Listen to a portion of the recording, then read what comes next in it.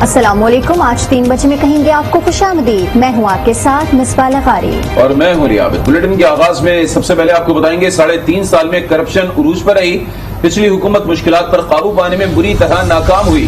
وزیر اعظم شہباز شریف کا وفاقی کابینہ کے پہلے اجلاس سے خطاب۔ کہا معیشت کی ڈوبتی کشتی کو کنارہ لگانا ہوگا، امید ہے کہ باہمی مشاورت سے چیلنجز پر قابو پا لیں گے۔ عوام کو موجودہ حکومت سے امید ہے کہ ہم ان پر پورا اتریں گے۔ قوم کی ایک ایک پائی بجانی ہے۔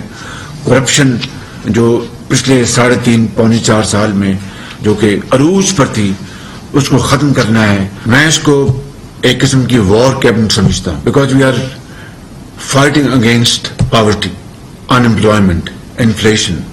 یہ جنگ ہے ان تمام مشکلات کے خلاف جو کہ پچھلی حکومت نے اس میں بری طرح وہ ناکام رہی۔ یہ ملک قرضوں میں ڈوبا ہوا ہے، لیکن ہم نے اس ڈوبتی ہوئی ناؤ کو اب کنارے لگانا ہے۔ وفاق کی جو 4 اکائیاں ہیں اور خاص طور پر صوبہ بلوچستان، وہاں پر کیا مسائل ہیں، کیا مشکلات ہیں، ان کے اوپر بڑی بھرپور توجہ دینی ہوگی۔ ان کے مسائل کو حل کرنے کے لیے اپنا زور پورا استعمال کرنا ہوگا۔ جو پاکستان کے 4 صوبوں سے جو عوام آپ سے توقعات لگائے بیٹھے ہیں، میں سمجھتا ہوں کہ آپ پانسا بدل دیں۔ گزشتہ حکومت نے عوام کو مہنگائی کی چکی میں پیس کر رکھ دیا۔ کابینہ اجلاس کے بعد وفاقی وزراء کی پریس کانفرنس، وزیر اطلاعات مریم اورنگزیب نے کہا کہ کوشش ہے عوام کو مہنگائی سے نجات دلائیں۔ وزیر خزانہ مفتاح اسماعیل نے پریس کانفرنس میں خط لہرا دیا، کہا یہ خط عمران خان کی نااہلی اور بدعنوانی کا ثبوت ہے۔ اب مہنگائی کی شرح 12% سے زائد ہے۔ عمران خان نے صرف نواز شریف کے منصوبے پر اپنی تختیاں لگائیں۔ اس وقت حکومت جو ہے، جتنے اتحادی ہیں حکومت کے اندر، کابینہ کے اندر، ان سب کی اولین ترجیح ہے کہ کس طرح پاکستان کی عوام کے لیے جو مہنگائی ہے، جو ایک مہنگائی کا عذاب جس میں 4 سال پچھلی حکومت نے پاکستان کی عوام کو جس مہنگائی کی چکی میں پیسا ہے، کس طرح ایسے اقدامات کیا جائیں، کچھ فوری ریلیف دیے جائیں جو پاکستان کی عوام جو ہے وہ رمضان کے مہینے میں ایک سکون کا سانس لے سکے۔ یہ خط یہ پروف کرتا ہے کہ عمران خان اور پی ٹی آئی نااہل ہیں اور بدعنوانی کرتے ہیں۔ ہم مہنگائی چھوڑ کے گئے تھے 3.9% پہ، مارچ کے مہینے میں مہنگائی 12.7% ہے۔ خان صاحب نے 20,000 ارب روپے سے زیادہ قرض لیا ہے پونے 4 سال میں، اور پھر بھاشن بھی دیتے ہیں کہ قرض کم ہونا چاہیے۔ خان صاحب 5,500 ارب روپیہ اوسطاً قرض لے رہے ہیں، اور میں نہیں جانتا کہ انہوں نے ایک اینٹ بھی لگائی ہے۔ صرف ان کا خرچہ تختیوں پہ ہوا ہے، جو نواز شریف کی تختی نکالی ہے اور عمران خان نے تختی ڈالی ہے، جو شہباز شریف کی تختی نکالی ہے اور بزدار صاحب نے تختیاں ڈالی ہیں۔ قومی اسمبلی کے بعد سینٹ میں بھی تبدیلی۔ سینٹ میں قائد ایوان شہزاد وسیم نے اپنے عہدے سے استعفیٰ دے دیا ہے۔ ڈاکٹر شہزاد وسیم نے اپنا استعفیٰ چیئرمین سینٹ صادق سنجرانی کو بھجوا دیا۔ سابق وزیر اعظم عمران خان نے شہزاد وسیم کو قائد ایوان مقرر کیا تھا۔ سابق حکومتی سینیٹرز اب اپوزیشن بینچز پر بیٹھیں گے۔ ذرائع کا کہنا ہے کہ پیپلز پارٹی کے رہنما یوسف رضا گیلانی قائد ایوان بن سکتے ہیں۔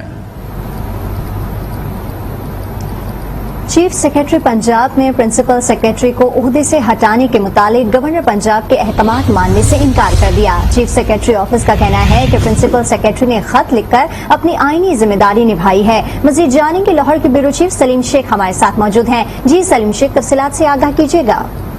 جی بالکل، گورنر پنجاب کی طرف سے جو ہے کہا گیا تھا چیف سیکرٹری کو کہ ان کے جو پرنسپل سیکرٹری ہیں ان کو تبدیل کر دیا جائے، کیونکہ انہوں نے 2 خط لکھے ہیں اور گورنر کو ایڈوائز کی ہے جو کہ مانگی بھی نہیں گئی، جس کو جو ہے چیف سیکرٹری کی طرف سے کہا گیا ہے کہ وہ پرنسپل سیکرٹری کا تبادلہ نہیں کر سکتے، کیونکہ جو پرنسپل سیکرٹری نے خط لکھ کر گورنر کو آگاہ کیا ہے وہ انہوں نے اپنی آئینی ذمہ داری پوری کی ہے، اور آئینی ذمہ داری کے طور پر جو بھی انہوں نے بتایا ہے وہ بالکل درست طور پر بتایا ہے، اور پرنسپل سیکرٹری کی جانب سے اٹھائے جانے والے اعتراضات جو ہیں درست ہے۔ اور اس سلسلے میں جو چیف سیکرٹری آفس کی طرف سے بتایا گیا ہے کہ جو پرنسپل سیکرٹری ہیں ان کو تبدیل نہیں کیا جا رہا۔ جی ٹھیک ہے، تفصیلات دیتے بیورو چیف لاہور سلیم شیخ، بہت شکریہ آپ کا۔ چیئرمین پیپلز پارٹی بلاول بھٹو کا میہر آتشزد کے واقعے پر اظہار افسوس۔ وزیر اعلیٰ سندھ سے ٹیلی فونک گفتگو میں بلاول بھٹو نے کہا کہ آتش زدگی سے بچوں کی ہلاکت کا سانحہ دل دہلا دینے والا ہے. متاثرین کو غم کی اس گھڑی میں تنہا نہیں چھوڑا جائے.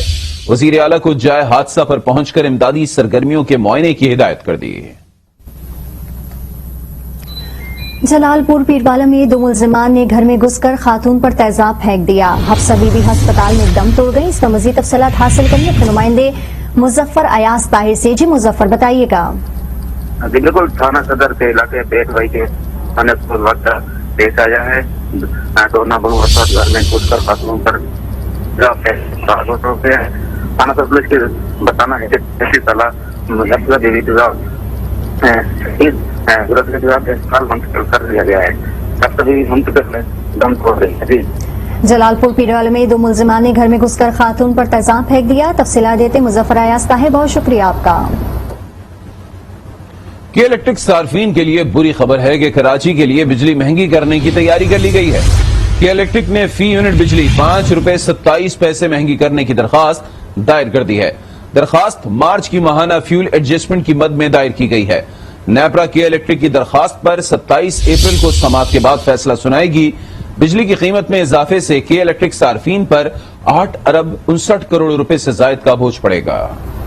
کہ متحدہ قومی موومنٹ کے رہنما اقبال محمد علی خان کی نماز جنازہ کراچی میں ادا کر دی گئی ہے. نماز جنازہ میں وزیر اعلیٰ Sindh Murad Ali Shah, Shahid Khaqan Abbasi, M Q M کے کنوینر خالد مقبول صدیقی سمیت متعدد سیاسی رہنماؤں اور دیگر افراد نے شرکت کی ہے.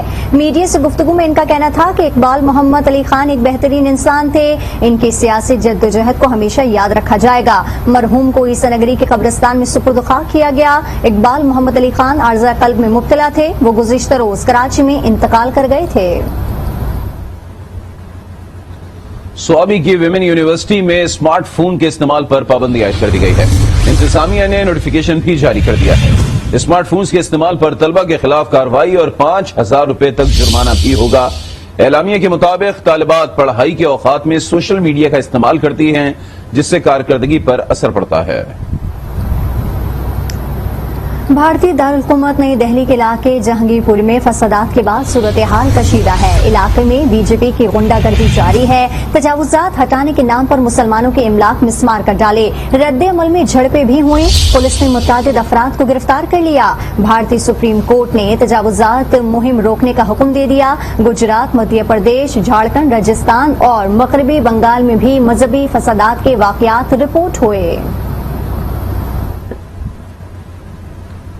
عید پر خواتین کی تیاری دیکھنے سے تعلق رکھتی ہے. منفرد ڈیزائن کے کپڑوں پر میچنگ کا دوپٹہ رنگوانا یا دوپٹے پر پیکو کرانا خواتین کی اہم ترجیح ہوا کرتا تھا، لیکن یہ روایت اب دم توڑتی جا رہی ہے. کیا وجہ ہے بتائیں گی انوشا جعفری.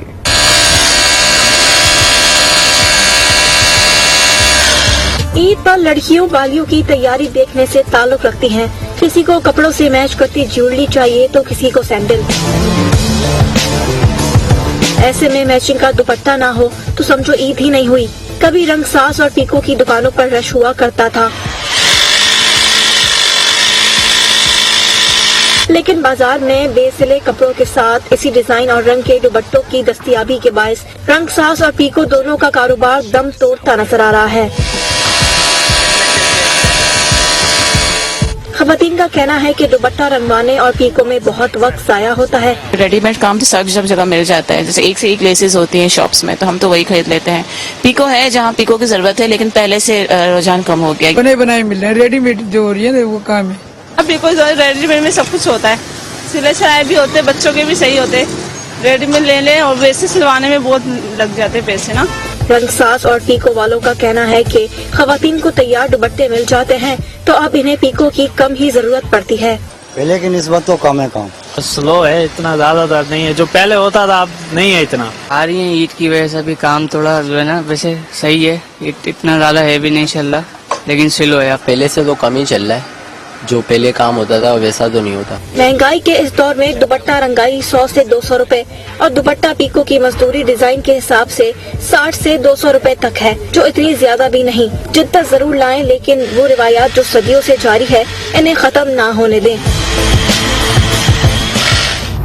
नौशेरा में आदमजई रेलवे पाठक के मुलाजिम को बागबानी का शौक, पाठक के इर्द गिर्द रंग बिरंगे खूबसूरत फूल उगा दिए। भीनी भीनी खुशबू से फिजा मुअत्तर हो गई। मुसाफिर भी अमरेज खान को सराहने लगे। इफ्तिखार खान की रिपोर्ट देखिए।